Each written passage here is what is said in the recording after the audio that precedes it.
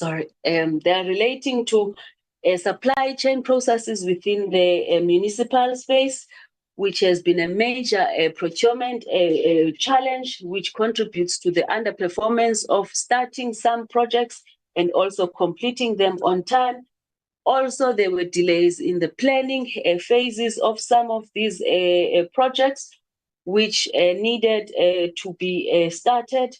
And also, the department is supporting the municipalities with the appointment of contractors, and also the processes to improve their procurement processes is also one of the activities that is there. Also on this slide, we're talking to the bucket eradication that was started in the previous years, informal settlements. We had planned to complete this within the Free State and the Northern Cape space. There are 7 projects that are under construction at various levels of construction within the Free State, and one that is in the Northern Cape that is also planned for construction within this 2024-2025 financial year. And this infrastructure is to assist the connection of the bulk, of the top structures to the bulk wastewater infrastructure, so that there is waterborne sanitation. All the contractors that are performing in state were required to develop acceleration plans for this bulk sanitation infrastructure, and we are planning to have them also tracked within this 2024-2025 financial year. The next slides relate to the financial performance.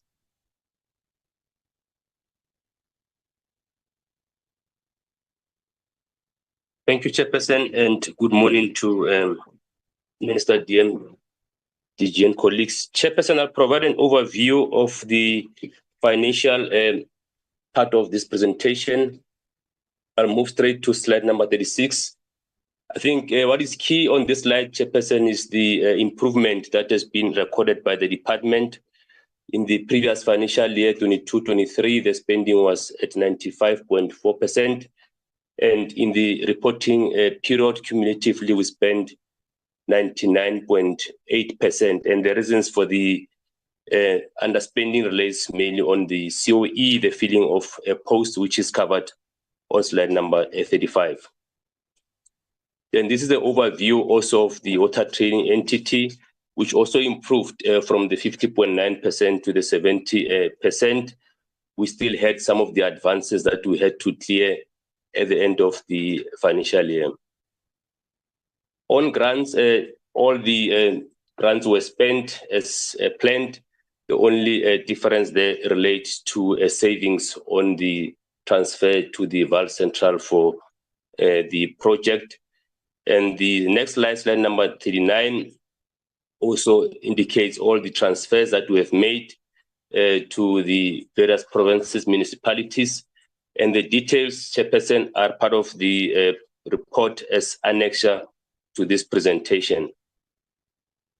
And this also is the spending on the indirect allocations, also per province. We have spent 100% on both grants, and the details are part of the annexure. I'll also move straight, Chairperson, to the summary of the financial recovery plan. The department continues to implement this recovery plan. There were instances of overdraft only on the main account, and that is linked to the unauthorized expenditure, which is currently before Parliament. On the water trading entity, the department still maintained a positive bank balance, and the other narratives are shown on slide number 42. This is the summary of all the incidents of unauthorized, irregular, fruitless, and wasteful expenditure. I already mentioned the unauthorized expenditure that is part of the parliamentary process, and the irregular expenditure we are processing this through the guidelines issued by National Treasury. Most are still at condonation stages, with some of the cases being investigated by the police, SIU, and some are also before the court. Slide number 44, 45, 46, Chairperson, is a narrative of the status of all these cases that I've indicated there. Then I'll move to slide number 47, just a trend analysis of the irregular expenditure over the years. And this is where we are indicating the work that the department is doing to clear the old cases through condonations, and also to make sure that we eliminate and prevent any incidents of irregular and fruitless expenditure, as well as indicated on slide number 48. And these are some of the remedial actions that we are taking as a department to ensure that these incidents do not occur again.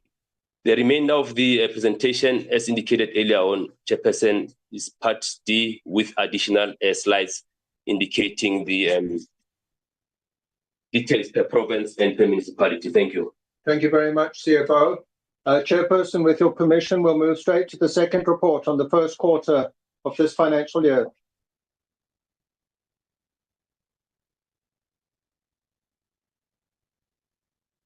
You're on mute, Chairperson. Apology. Thank you, DG. Can I also, when your presenters present the report, that they just switch on the camera so that all members can start to learn the officials of the department. Thank you. Okay, we'll do so. Chairperson, we're all sitting together in the boardroom in the department. We're not, we haven't joined individually, but we'll put the boardroom camera on. Can we bring up the second presentation, please?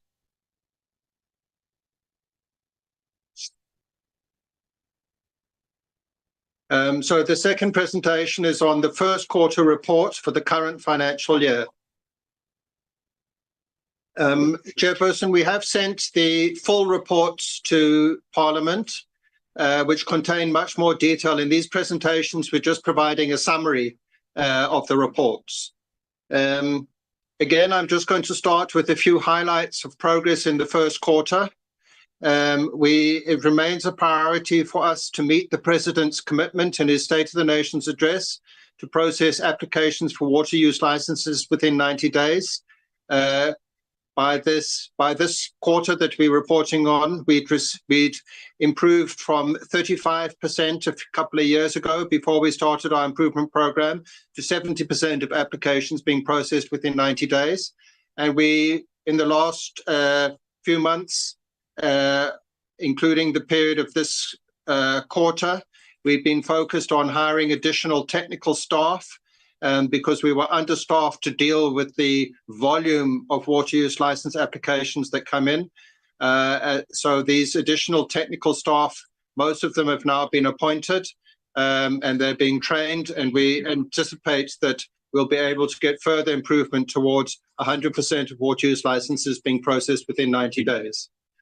We also gazetted the third raw water pricing strategy, which was a major achievement, because this raw water pricing strategy was last revised in 2007, and it was approved as required by the National Water Act with the concurrence of the Minister of Finance before being gazetted. We also gazetted the revised norms and standards for municipal tariff setting, which is important.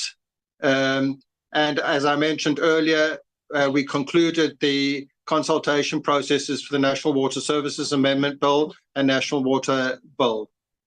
And in addition, a major achievement was the passing by Parliament of the National Water Resources Infrastructure Agency Bill. One other point, perhaps, which is to highlight, is that we've previously presented to the committee several times about the Giyani Water Project, which was delayed for many years, but which we managed to unblock starting about 2 years ago. And we completed the Nandoni to Nsami pipeline. And as we've reported to the committee, we've been very busy working with Mopani District Municipality to do the necessary bulk pipelines and distribution infrastructure, which is being done by the district municipality, and also the upgrading of the water treatment work so that the water in Nsami Dam, which is coming from the Nandoni Dam, can be treated to drinking water quality. The project is being implemented in phases with reticulation being done alongside the development of the bulk pipelines. And in this quarter, we reached a milestone in that in the first villages for which the bulk and the reticulation is complete, water has started to flow through the taps of the household connections in those villages.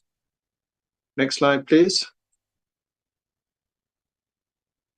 I'm now going to hand over to Babawa again to take us through the performance information. Thank you, DG. This slide also is similar to what was presented in the fourth quarter, just an indication of the comparison between the performance information and the budget expenditure for the duration of the quarter. The performance of the department is currently sitting at 69%. And we've also highlighted the areas of underperformance and partial performance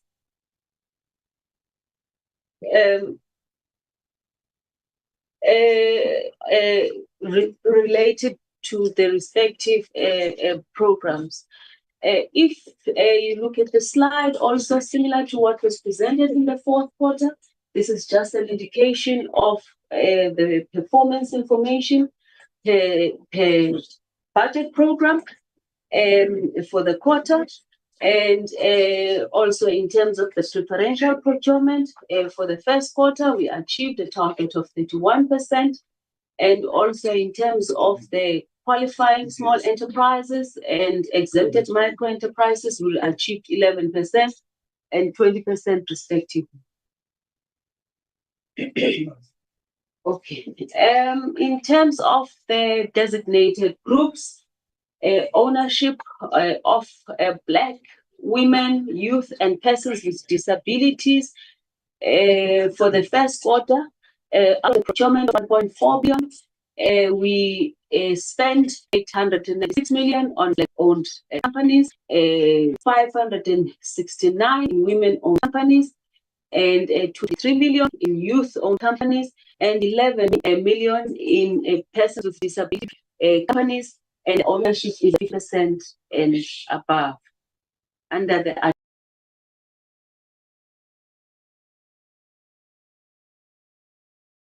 administration program.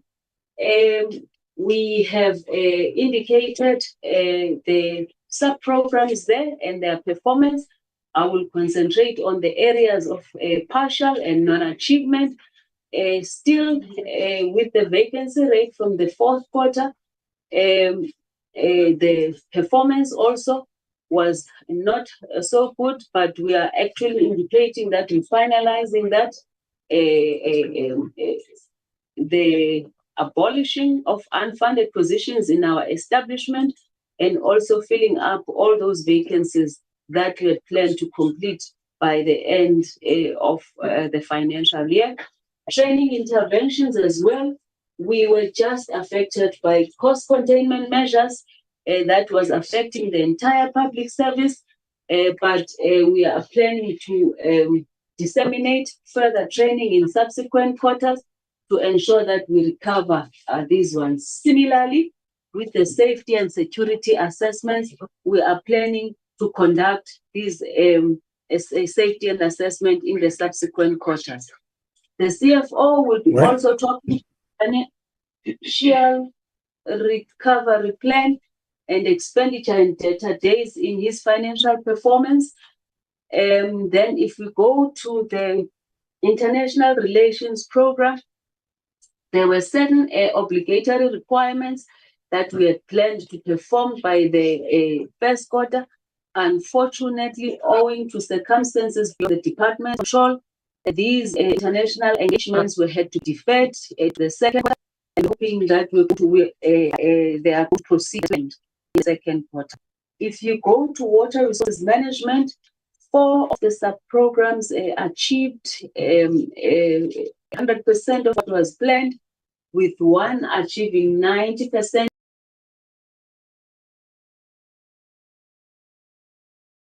And the other 2 just at 46 and 50% respectively. And the areas of partial non-achievement, we are just indicating, you recall in the fourth quarter, we had spoken about the projects that are under construction. You remember these were at implementation readiness planning, but now we are reporting that the construction has started. And also we are indicating that the construction for the Clan William is now at 15%. Tanin, which is one of those that was reported as not under construction, it is now at 30%. But also it is not what we had planned ideally, but the procurement of material from the manufacturers is one avenue that we're using to ensure that we accelerate the construction and support the acceleration plan as it was mentioned in the previous quarter. Under the regulation space, it was the Gazette of the Water Research Levy that was not met. We're planning to gazette this in the second quarter. Also the regulations that were planned for gazetting, but as I'd mentioned in the previous quarter, there were certain changes in the scope or in the legislation, so we have had to review the business case prior to the regulation, the gazetting of these regulations. You will see, if you recall, in the previous fourth quarter, our performance was sitting at 60%. This quarter, it is indicating a 6% improvement. So it is just an indication that some of the recruitment processes are bearing fruit. There is still one validation and verification of properties in Limpopo Olifants, the water management area, that still needs to be done. And also with the establishment of the catchment management agencies, this is one of those functions that we are requesting their additional support so that we can accelerate this further. Also, within this space, there was catchment management agencies that were gazetted for establishment. The intention was the department had to conduct oversight on their inspections that had done. However, we had to support the catchment management agencies in conducting these inspections, and therefore we could not really conduct these oversight assessments over what they had done because we're still doing the work for them. But we're planning that going forward, as they are gathering their resources, they should be able to take over these functions. The green drop process in terms of procurement of a service provider to assist us with this assessment, that was also affected, but planning process is now underway, and we are planning to have this service provider on board by the second quarter. You will see here just only 9 dams that we could not monitor for compliance. Also, this space, we struggled with the recruitment of the resources, but now that that recruitment process is underway, this should be on track by the second and the subsequent quarters. In terms of the institutional oversight activities, just 2 of the catchment management agencies were not necessarily assessed. They were newly gazetted in the previous quarter, and also we are supporting them in ensuring that these evaluations are happening and they are on par with all the other existing entities. When it comes to water services management, 3 of the 6 sub-programs achieved what was planned for the first quarter, and the other 3 did not. And the subsequent slides are just going to indicate the areas of partial achievement. In terms of the bulk infrastructure, a recovery from the previous quarter actually indicates an acceleration of some of the projects, and hence the number is actually 77 of what was planned, which was 74 for the quarter. None of the projects were planned for completion for the quarter in terms of the water services infrastructure grant. We do have some delays in terms of starting some of the projects, but with the support that we're providing to the municipalities and in the procurement process, we are actually planning to have these projects on track in the subsequent quarters, and we will report it accordingly. Also, in terms of completion of these projects, we are also supporting this process and obtaining the necessary information to ensure that these projects are completed on track, and that is it in terms of the performance information. Chairperson, the financial information will now be presented by the CFO. Thank you, DG. Chairperson, the first quarter report of the department in terms of the spending reflects a deviation of 91 million. We have planned for the quarter to spend 24.75 billion, and my apologies, which is the 21.1% of the original appropriation. So there is an overall underspending of 18.985 billion. So the underspending relates mainly to compensation of employees. We have, however, made progress. We have obtained approval from the Department of Public Service and Administration for concurrence of filling of critical posts, and our HR department unit is assisting us to fill those posts. I'll move to the numbers. Here is a representation of the spending per program as well as per economic classification. This is in respect of the main account of the department, where I've mentioned that we have spent the 21.1 billion.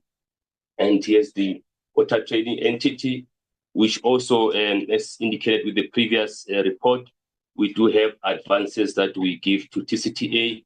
And once those advances are submitted back to the department with vouchers, we expect this spending to increase. Our allocations to municipalities and transfers are scheduled for the second quarter. However, we were presenting here, Chairperson, the amount that we have made available for the period, and we will be able to report on the actual transfers in quarter two. And these are the governmental entities. My colleague spoke to the catchment management agencies, including those newly formed ones. We have money transfer, the amount appropriated by Parliament to the CMAs in the first quarter as planned. The other transfers to these other entities are scheduled for the subsequent quarters of the financial year. For the regional infrastructure, we spent 26%, and we are working with the municipalities and our implementing agents to accelerate that are behind. The same applies to the water services.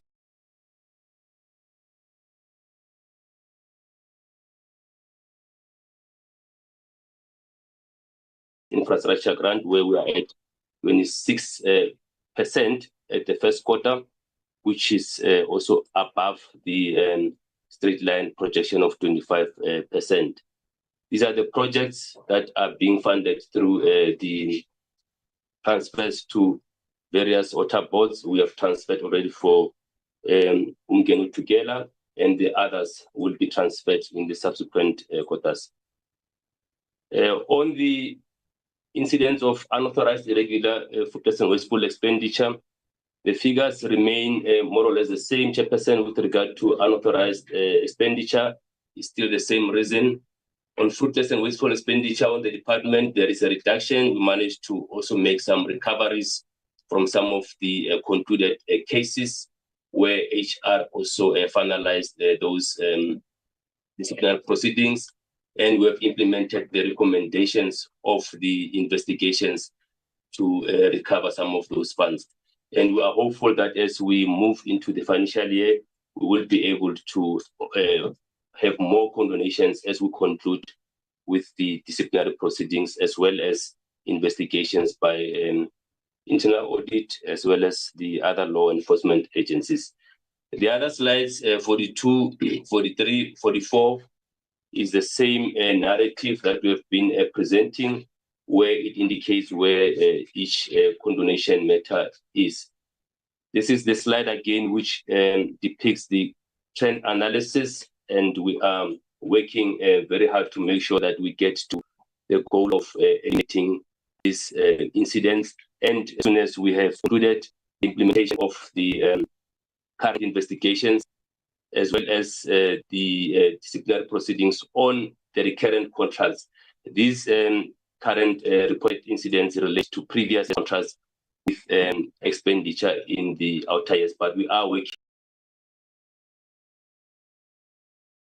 to make sure that we close these cases. The same way applies to the fruitless and wasteful expenditure. And then part B is the same information with detailed breakdown per municipality. Thank you. Thank you very much, Chairperson. That brings us to the end of the two presentations on the performance against the APPs. The committee did also ask us to prepare a presentation on debts owed to municipalities and financial sustainability. Would you like us to go straight into that presentation now as well? Please, yeah, if we can.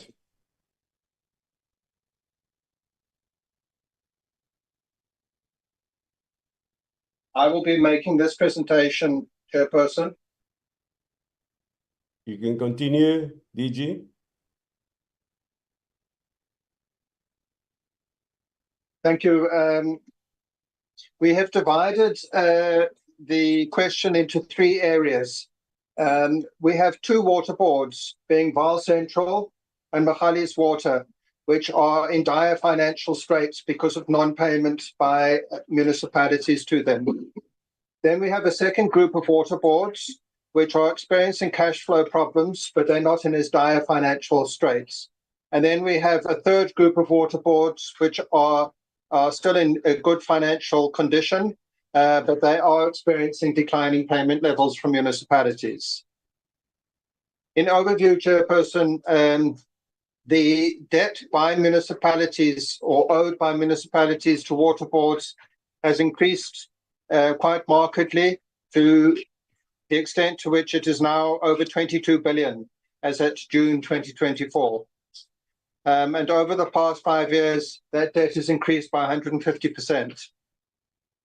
Turning to the first group of water boards, we do already have a precedent that one of our water boards went bankrupt due to debts owed to municipalities, which was Sedibeng Water. The way we dealt with that at that time in 2022 was to disestablish Sedibeng Water when it got to the situation where it could no longer pay salaries or buy chemicals. And we transferred its geographical areas and its assets and liabilities into two other water boards, Vaal Central, which at the time was known as Broom Water, and Magalies Water. That action didn't solve the underlying problem that the municipalities were not paying Sedibeng Water. And what has in effect happened is that the takeover of the former geographic areas and debts and liabilities of Sedibeng by Vaal Central and Magalies has resulted in a rapid deterioration of their financial status. And the current situation is that based on current trajectories, if the current levels of non-payment continue, both of these water boards, Vaal Central Water and Magalies Water Board, also face bankruptcy within the next 6 to 12 months. This slide shows the municipal customers of Vaal Central Water, and we've highlighted in red the municipalities with the highest level of debt.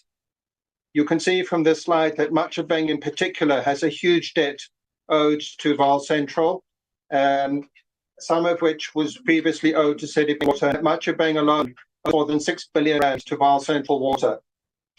Also a very substantial amount of money to Vaal Central Water. As a result of the situation,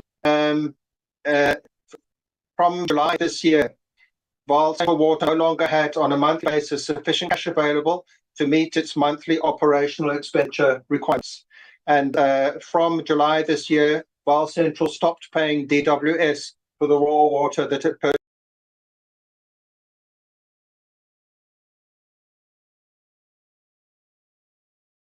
purchases from the department. On the current trajectory, if Vaal Central Water limits its operational expenditure on a monthly basis to just the very basics, in other words, paying salaries, paying for electricity and buying chemicals, then it will be able to keep functioning up until about May next year. After that, if there isn't an improvement in payment levels by the municipalities, it will no longer have sufficient money to pay salaries or to pay for electricity or to buy chemicals.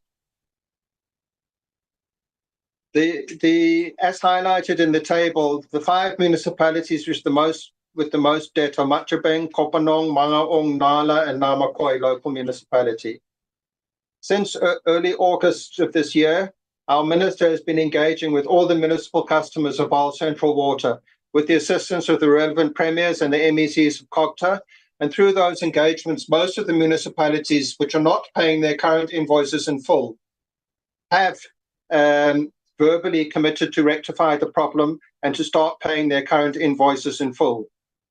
We really hope that they keep to those commitments, because in the past, some of the municipalities have made such commitments and not kept to them.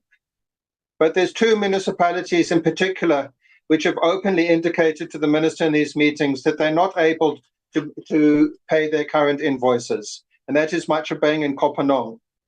And we're particularly worried about those 2 municipalities and their impact on the water board, because those 2 municipalities alone, if they don't improve their payment on the current invoices, have the ability to make Vaal Central Water go bankrupt. Turning to Matjhabeng local municipality, it's currently only paying approximately 15 to 20% of its monthly 70 million rand water bill to Vaal Central Water. There have been efforts by the water board to do credit control and to try and take various measures to try and ensure that Matjhabeng local municipality pays its debts, but to date those measures haven't been successful. And those measures have included, for example, taking legal action or implementing restrictions. The debt owed by Matjhabeng to the water board has grown hugely, by 41% over the last 2 years. Turning to Magalies Water, this slide shows the municipal customers of Magalies Water, and the 2 municipalities with the highest level of debt are highlighted in red, being Makasi Hills local municipality and Thabazimbi local municipality. Magalies Water generally supplies water to municipalities in the Northwest Province, but it also provides water to some parts of Thabazimbi local municipality, which is in Limpopo. Magalies Water has not been able to meet its operational expenses on a monthly basis for some time now, and they haven't been paying us for the raw water that we are supposed to them for some time now. So the water board has entered into a payment agreement with Makasi Hills, but Makasi Hills has not honoured that agreement, and it is only partially paying its current account. And similarly for Thabazimbi, a payment agreement was entered into with the municipality, but the municipality is also only partially paying its current account. And similarly to Vaal Central Water, these 2 municipalities alone, Makasi Hills and Thabazimbi, if they don't start paying their current accounts in full, have the potential to make this water board go bankrupt. Turning to the second group of water boards, which are experiencing cash flow challenges, but which